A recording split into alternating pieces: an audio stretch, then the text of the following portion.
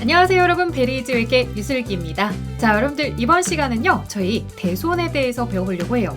회계를 처음 시작하시는 분들의 첫 번째 고비가 바로 이 대손 파트에서 진행이 됩니다.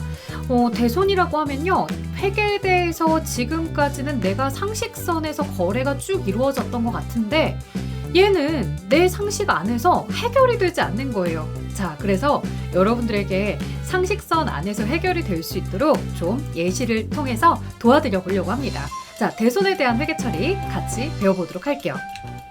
일단 여러분들 흥신소 변호사 사무실 어디? 라는 제목을 가지고 이제 카톡을 하는 걸 볼게요.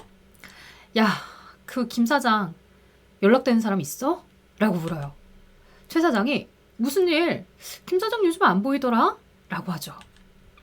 와, 설마 내 돈 들고 튄 건가? 라고 이렇게 얘기했어요.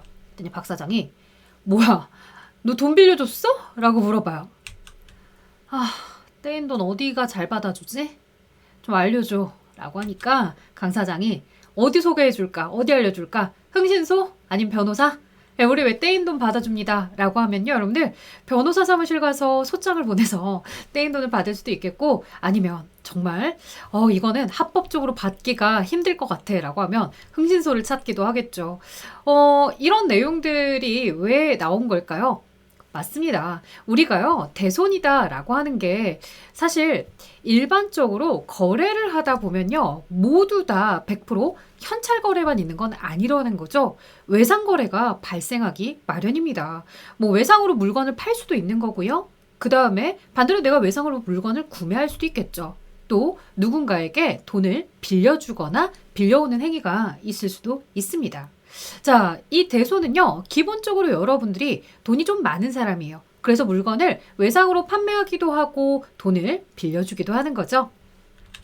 자, 이런 대손에 대한 개념 같이 한번 더 살펴볼 거고요. 이 대손에 대한 개념과 회계 처리를 보시면요, 예상, 확정, 회수 이렇게 총 3단계로 나누어서 회계 처리를 같이 볼 겁니다. 자, 예상, 확정, 회수 이 3단계는요 여러분들 전산회계 1급, 2급에서 여러분들이 만나는 내용이죠. 자, 그 다음에요 대손이다 라고 하면 조금 더 난이도를 높여보면 바로 대손세 공제 신고서다 라고 하는 이 부가가치세 부속 서류가 있습니다. 이 내용으로 오게 되면 이제 전산세무 2급 그리고 이제 전산세무 1급에서 출제가 되고 있죠. 자, 마지막 이 대손금에 대해서는요 법인세법상 손금으로 인정을 받을 수 있다 없다의 기준점에서 바로 이 대손금 및 대손충당금 조정 명세서라는 걸 작성합니다. 이처럼 대손은요 여러분들 전산회계를 준비하고 전산세무를 준비하는 사람이라고 한다면 뗄래야 뗄 수 없는 아주 밀접한 관계를 가지고 있죠. 자, 저희가 이번 시간에는요 전산회계의 부분에서 이 대손에 대한 개념 회계 처리를 배울 건데요. 사실 전산회계에서 나옵니다 라고 했지만 전산세무 2급, 1급에도 공통으로 들어가는 거죠. 자, 그러면 같이 시작해 보도록 할게요. 자, 대손의 개념과 회계 처리에 대해서 일단은요 가장 중요한 게 어떤 채권에 대해서 내가 대손을 설정할 수 있느냐라는 거죠. 자, 채권이다 라고 하는 것에 보면요 외상매출금 받으러, 즉 우리 회사의 제품, 상품과 관련된 이런 일반적 상거래를 가지고서 외상으로 매출을 했더라 라고 한다면 우리는 이 부분에 대해서 바로 대손상각비다 라고 하는 내용으로요 이렇게 비용을 인식할 수 있는 거죠. 그러니까 우리가 누군가에게 외상으로 물건을 판매하거나 어업을 받아놓고서 돈을 받지 못했어요. 돈 떼었다고요. 뗀 돈을 잡손실? 이렇게 부르지 않아요. 우리는 대손 상각비 이렇게 부르죠. 자, 외상매출금 받으러 오면 일반적 상거래인 이 매출 채권과 관련되어 있기 때문에요. 대손상각비도 800번대 코드 번호에 바로 판매 관리비 쪽으로 처리하도록 하고 있습니다. 자, 그런데 채권 계정이요 이렇게 외상매출금 받으러만 있는 건 아니죠.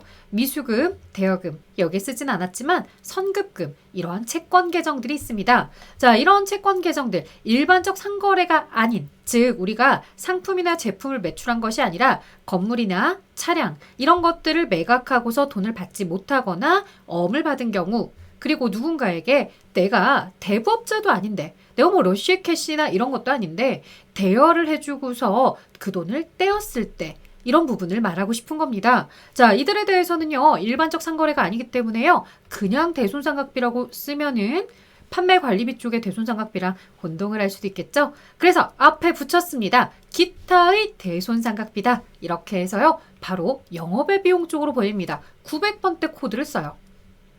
이게 굉장히 중요한 게요. 회계 1급에서는요. 물론 세무 2급에서도 나올 수 있는데요.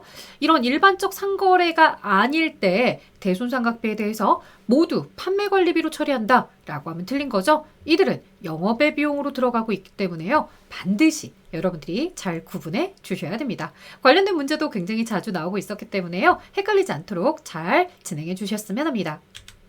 자, 그럼 이제 대손에 대한 개념, 그 다음에 대손에 대해서 우리가 어떻게 구분하는지를 보았어요. 회계 처리로 넘어가서 보려고 하는데요. 예상, 확정, 회수 이렇게 3개의 단계로 보자고 했습니다.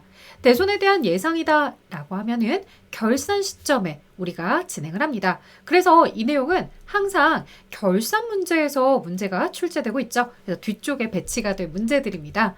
자, 그 다음에요. 대손에 대한 확정이나 회수, 내가 돈을 떼이거나 그 떼었던 돈을 다시 회수하는 것은 12월 30일 날만 하라는 법은 없잖아요. 1월 1일부터 12월 30일 사이에 언제든 발생할 수 있는 거래예요. 그렇기 때문에 이런 대손에 대한 확정이나 회수에 대해서는 우리가 어떻게 처리하도록 하고 있다? 앞쪽에 일반 점표에 입력하세요 라고 하는 이런 문제들에서 만나게 될 겁니다. 자, 차근차근 한번 진행을 해보도록 할게요. 자, 대손에 대한 예상부터 갈 건데요, 여러분들. 네, 제가 여러분들에게 좀 지루하지 않게 하려고 이렇게 사진을 좀 가지고 왔는데 이렇게 보니까 제가 술 되게 많이 먹는 것 같은데요. 아니요, 여러분들. 아주 오랜 시간 동안 모은 사진입니다. 오해하지 마세요. 소주 좋아하세요, 여러분들? 맥주 좋아하세요? 요즘은 하이볼도 많이들 즐겨 하시는 것 같은데 뭐 맥주, 소주, 하이볼 이런 것들에 대해서 여러분들 술 잘 마시는 친구들이랑 같이 먹다 보면요. 그런 얘기 하죠. 야, 비율은 이렇게 해야 돼. 소맥을 말 때 말이야. 혹은 하이볼을 먹을 때에도 하이볼의 비율은 이러면서 그 비율을 굉장히 중요하게 여기는 사람이 있고요. 소주잔도요. 가득 채우면 넘치네 정이 넘쳐 이러면서 딱 맞게 8부만 따라라 뭐 이렇게 이야기하는 경우들도 있죠. 자, 제가 이 사진 왜 가져왔냐고요? 그냥 가져온 건 아니고요. 우리가요 대손에 대해서 예측을 하자라고 하는 건요.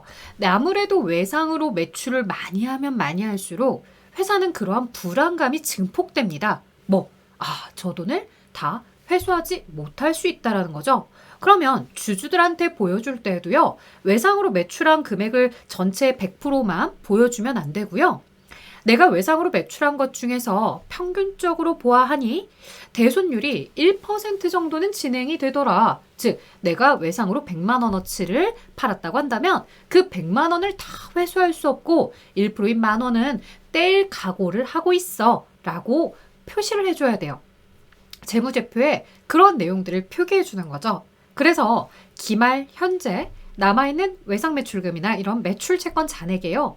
이 회사의 업종마다 정해져 있는 대손율을 곱해서요. 이만큼은 받지 못할 거야 라고 써주게 됩니다. 자, 외상 매출금이요. 100만 원이었어요. 그러면 이 100만 원에 대해서는 1% 이 회사가 못 받을 거로 예측한다 라고 하면은 만 원의 대손 충당금을 채워놓도록 하는 거죠. 그래서 우리 회사가 실제로 받을 수 있다라고 자신하는 금액은 99만 원이야. 이렇게 재무상태표에 표시를 해주는 겁니다. 자, 그래서 여러분들 우리의 최종 목표, 저 술을 제조할 때, 하이볼이나 이런 것들을 제조할 때든 소맥을 제조할 때든 우리의 어쨌든 목표는 기말잔액에 이 대손율을 곱한 만큼, 다시 말해 만 원을 설정해 놓는 거, 만 원을 채우는 게 우리의 목표예요. 자, 그런데 만 원을 채우기 전에 그 전에 잔에 남아있는 경우가 있죠. 자, 친구들끼리 그런 농담해요. 에이, 장판 깔지 마. 그거 다 마시고 해야지. 첨잔하지 마. 뭐 이런 얘기도 하죠. 자, 기존에 술이 남아있어요. 그러면 나는 어쨌든 딱 그 경계선까지 따르기 위해서는 얼마만큼만 추가를 설정하면 되느냐. 추가로 얼마만큼만 충당하면 되느냐. 이런 공식이 나오는 겁니다.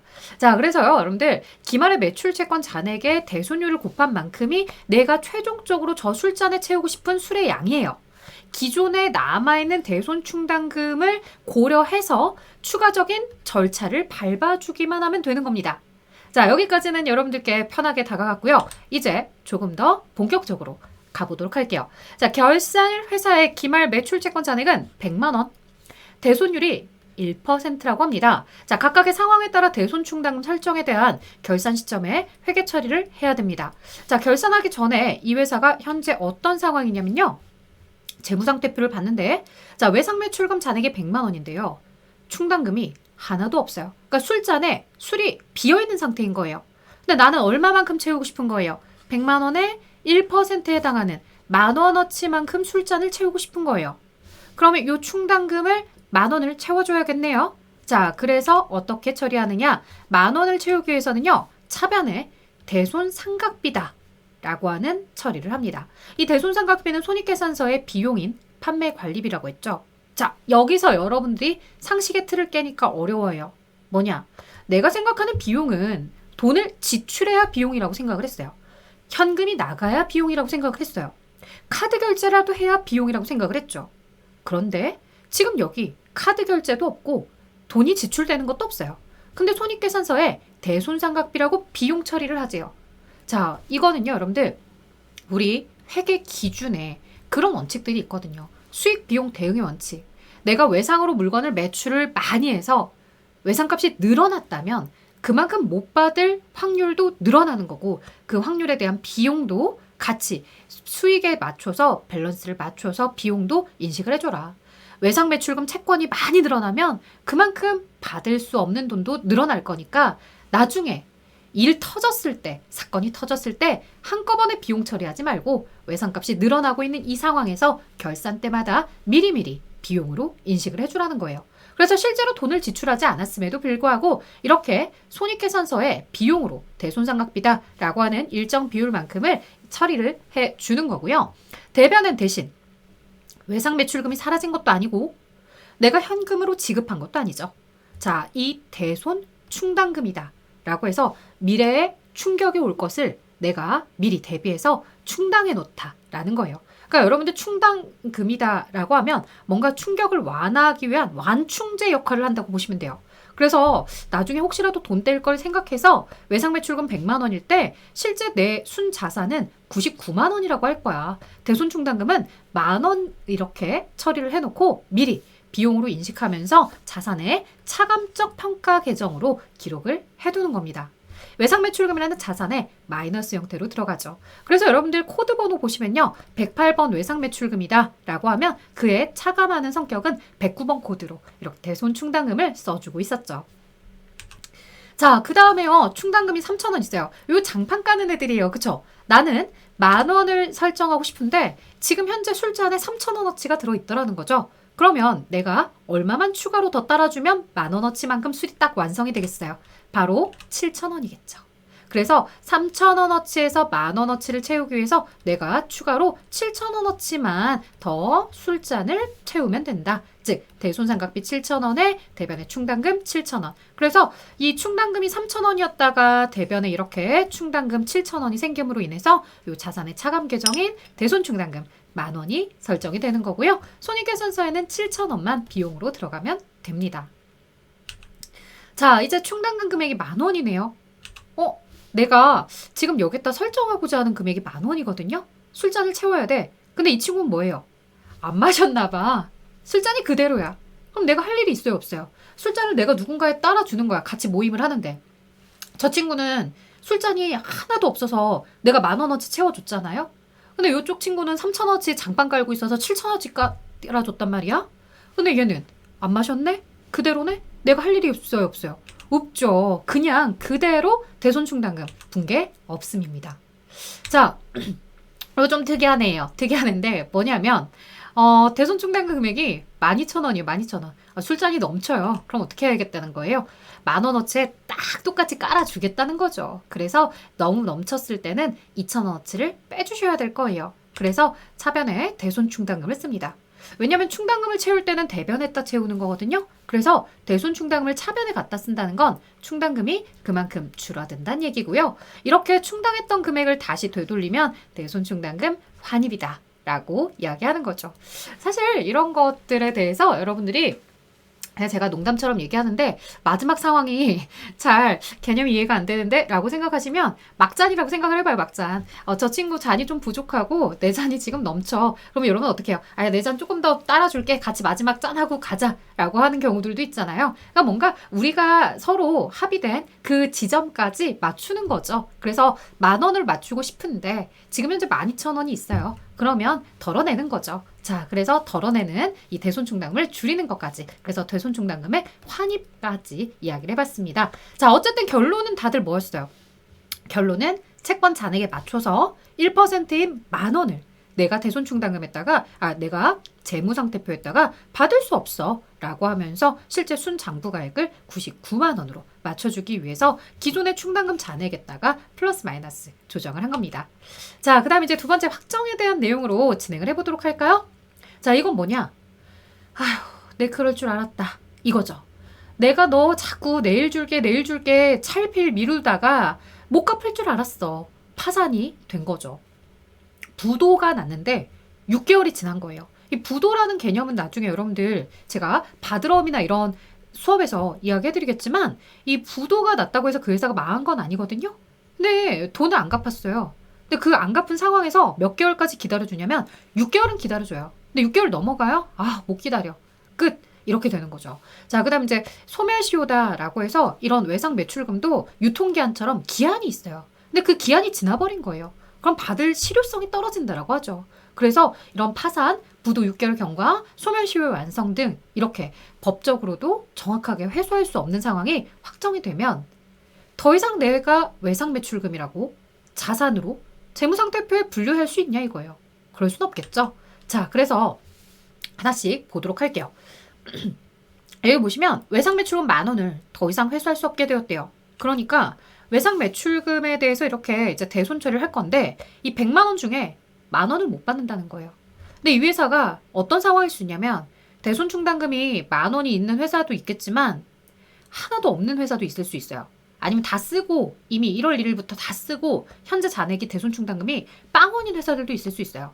자, 이런 회사들은 어떻게 해야 하느냐? 어쩔 수 없죠. 외상 매출금 대변에 자산 10,000원을 버리면서 이에 대해서 원래 원칙대로 쓰면 돼요. 대손 삼각비. 우리 돈 떼이면 대손 삼각비라고 비용 처리하기로 했잖아요. 그러니까 결산 때 미리미리 설정을 할 수도 있지만 설정하지 못했거나 부족하면 이렇게 원칙대로 대손 삼각비라는 비용으로 처리해버리는 거죠.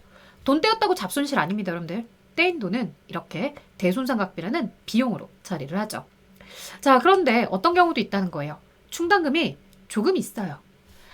물론 내가 못 받게 된 채권의 금액은 10,000원이지만 그래도 충당금이 일부 있다는 거죠. 그럼 어떻게 하면 되겠어요? 대변에 외상 매출금 10,000원어치를 사라지게 하는데 일단 1순위로 대손 충당금 먼저 가져다 쓰는 거죠. 그리고 부족해요? 그럼 원칙대로 대손 삼각비가 되는 겁니다. 자, 그 다음 단계도 볼까요? 대손 충당금 금액이 12,000원이나 있대요. 충분히 많이 준비해놨네요. 자, 그래서요. 대손 충당금이 12,000원인 이 회사, 내가 외상 매출금 10,000원을 더 이상 받을 수 없게 되었을 때 대변의 외상 매출금 10,000원을 정리해주죠. 자, 그렇다고 대손 충당금을 12,000원 갖다 쓰느냐? 아니죠. 그럴 필요 없어요. 내가 필요한 만큼 10,000원어치만큼만 갖다 쓰면 돼요. 그럼 이제 이 회사는 10,000원어치 대손 충당금 사용을 했으니까 이거 사용하고 나면 회계 처리하고 나면 남는 잔액 얼마? 2,000원 남는 거죠. 그래서 결산하기 전에 대손 충당금 잔액이 얼마냐라고 하면 2,000원 남아있더라 라고 대답을 해줄 수 있는 거예요. 그러니까 내가 필요한 만큼만 가져가서 쓰면 되는 거죠. 자, 이렇게 이야기해봤고요. 마지막 3단계 가볼게요. 이 3단계는요. 이렇게 대손 처리했던 채권을 다시 회수하게 되는 거예요. 앞서 보셨던 것처럼 외상 매출금이 10,000원이다 라고 했을 때 무조건 대손 삼각비라고 하는 경우도 있고 대손 충당금이 있으면 대손 충당금이라고 할 수도 있고 충당금이 있긴 있는데 부족하면 충당금도 쓰고 대손 삼각비도 쓸 수 있잖아요. 자, 이게 당해년도에 이렇게 회계 처리를 했고 당기에 대손 처리했던 걸 다시 회수하게 되었다라고 하면 그냥 차변에 현금 쓰면서 전년도에 처리했던 거 그대로 갖다가 그냥 당해년도에 처리했던 내용들 그대로 가져다가 쓰면 돼요. 대손상각비 썼던 것들은 대손상각비 없애주고 충당금 썼던 건 충당금 없애주고 둘 다 썼던 건 둘 다 없애주면 돼요. 그러니까 결론은 뭐가 나온다는 거예요. 외상매출금을 현금으로 회수했다. 이렇게 단계에 정리가 되겠죠. 근데 문제는 뭐냐? 내가 이렇게 대손 처리를 한 게 당해년도가 아니에요. 전년도에 전개 이미 이렇게 회계 처리가 된 거예요. 전년도에 회계 처리가 되었다라는 건요. 이미 이런 식으로 우리가 장부에 반영을 해서 결산을 해서 손익계산서랑 재무상태표가 확정이 된 상태라는 거예요. 손익계산서에 이미 대손상각비가 얼마인지 충당금이나 이런 내용들이 모두 다 반영된 상태예요. 근데 이걸 다시 당해년도에 와서 회수를 하게 되었다는 거죠. 그럼 어떻게 해야 되느냐? 이미 외상매출금은 사라졌기 때문에 대변에 외상매출금 때문에 돈 들어왔다고 말 못해요. 일단 현금으로 회수를 했기 때문에 차변에 현금 넣어주죠. 그리고 대변에 대손 충당금 이렇게 이야기를 하는 겁니다. 자, 그럼 이제 차변에 현금을 쓰고 대변에 대손 충당금 이렇게만 쓰면 되는 거냐? 전년도에 대손상각비라고 썼던 거 신경 쓸 필요 없느냐? 네, 신경 쓸 필요 아무것도 없습니다. 자, 외상매출금 때문에 들어왔다 하더라도 이미 대손 처리를 해서 외상매출금 사라진 상태. 그래서 그의 대손 충당금을 가져다가 쓰시면 돼요. 대변에 이렇게 충당금을 썼다는 건 대손 충당금 잔액이 그만큼 증가하게 될 겁니다. 자, 그래서 차변의 현금, 대변의 대손 충당금 이런 식으로 회수되는 내용까지 진행을 해봤어요. 자, 근데요, 여러분들, 요거는요, 이제 세무 2급부터 주로 세무 1급도 잘 시험에 안 나와요. 더 어려운 내용들 많이 내야 되기 때문에. 그래서 이제 주로 얘를 세무 2급에서 많이 보게 되는데요. 자, 분명히 회수했다는 얘기잖아요. 근데 세무 2급은요, 대손세액 공제를 받지 않았다. 이런 처리 혹은 대손세액 공제를 받은 채권이다. 이런 얘기가 나와요. 자, 대손세액 공제라는 건 뭐냐면요. 여러분들, 우리가 물건을 팔죠. 제품 매출 100만 원. 그 다음 이제 부가가치세 예수금이다 라고 해서 10만 원. 그래서 외상매출금 잔액이 바로 110만 원으로 이렇게 되죠. 자, 얘를 이제 더 이상 회수할 수 없게 되어서 우리가 외상매출금을 회수할 수 없어요 라고 하면서 대손 충당금이든 대손 상각비든 회계 처리를 했을 거예요. 근데 문제는 가만히 생각하니까 억울한 점이 있네요. 뭐냐? 이 물건값을 내가 못 받는 건 그렇다 쳐. 근데 내가 소비한 물건도 아니고 내가 부담할 세금도 아닌데 내가 상대방한테 나중에 외상값 받으면 내가 챙기려고 나라가 시키는 대로 물건을 매출한 시점에 먼저 매출세액을 나라에 신고하고 납부를 한 거예요. 근데 상대방이 외상값을 못 갚네? 그럼 나라한테 가서 말하죠. 야, 내가 물건값 못 받는 건 그래. 내가 보는 눈이 없어서 거래를 잘못해서 그렇다 치는데 내가 걔가 내야 되는 세금까지 내줄 필요는 없잖아. 라고 하면서 요 세금을 돌려달라고 합니다. 이 세금을 돌려달라고 하는 게 바로 대손세액 공제 신고죠. 여러분들 전산세무 2급의 부속 서류에 바로 대손세액 공제 신고서라는 게 있다고요. 자, 그러면 이런 대손세액 공제 신고서에다가 신고를 하게 되면 요 매출세액에 대해서 어떻게 한다는 거예요? 요만큼은 빼고 얘는 덜 내도록 해준다는 거죠. 즉, 내가 요 매출세액 냈던 부분을 돌려받을 수 있는 효과예요.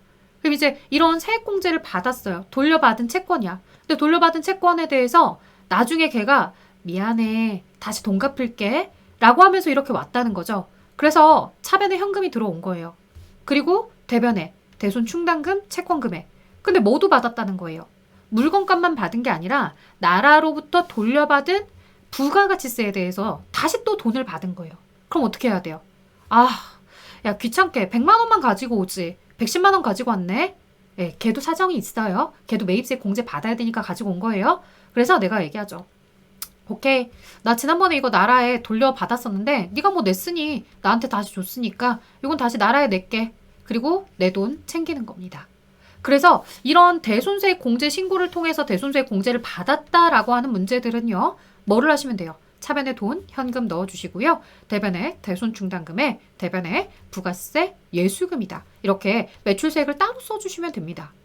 기존에 여러분들이 회계 때까지 알고 있었던 개념은 대손세액 공제라는 개념도 몰랐잖아요. 그러니까 당연히 회계는 대손세액 공제를 받지 않은 대손 충당금 거래만 나오게 되는 거고요.